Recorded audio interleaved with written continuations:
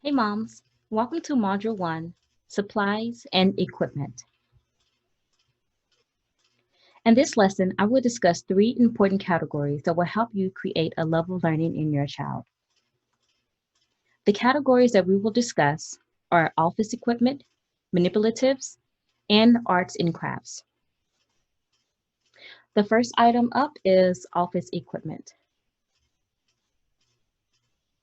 Listed here are some staple equipments that I use to create educational activities for my children. Here we have a printer, ink, paper, laminator pouches, and paper trimmer. I'm going to explain to you the importance of each item and also discuss pricing. So let's start with printer and ink. Since I create a lot of resources myself, and due to the digital world that we live in, a printer is essential for learning. Having a printer allows me the opportunity to print any digital resource. There are many printers available for purchase. The price can start around $40 and can go up to over $200. I've purchased two printers in the past 5 years, and I've spent around $70 on each printer. When looking for a printer, it's best to buy a printer with individual ink cartridge instead of the cartridge that contains multiple ink colors inside. This is going to save you tons of money on ink. So a $40 printer from Walmart only comes with starter ink, which means you'll only get a few prints before you end up purchasing more ink. Replacement ink could cost you around $50, and that's $30 for color ink and $20 for blank ink. When you buy a printer with the individual ink cartridge, you'll be able to print a lot more pages. This will also allow you to only refill the ink that's low. So if you're low on blue ink, you would just replace the blue ink.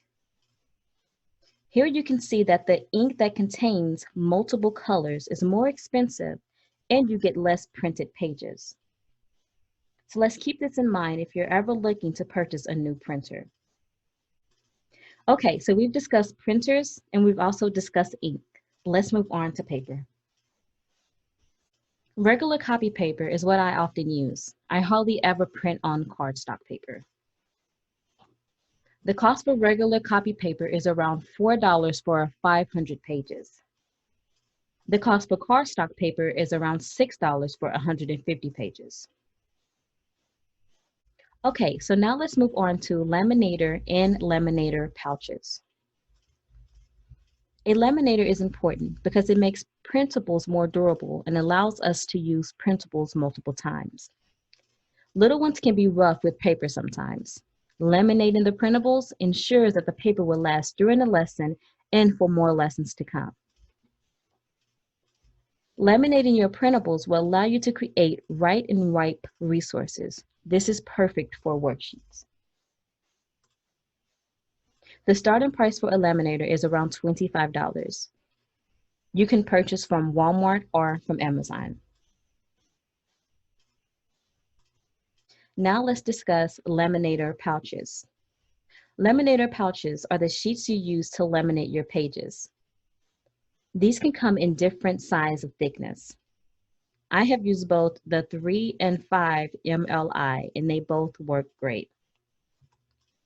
The starting price is about $14 for 100 pouches. Paper trimmer. A paper trimmer is going to save you a lot of time when you have a lot of resources to cut. This is only needed if you often print a lot of resources. The starting price is around $25. Okay, now let's talk about manipulatives. Manipulatives are often used during math lessons and are very beneficial for little learners. Allowing little ones access to manipulatives gives them the chance to play and manipulate different items.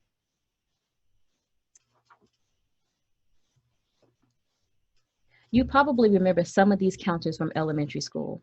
For instance, the counting bears. They come in different sizes, small, medium, and large. The different colors allow students to practice counting and sorting. In a later module, I show you where you can purchase different manipulatives that are affordable and your child will enjoy.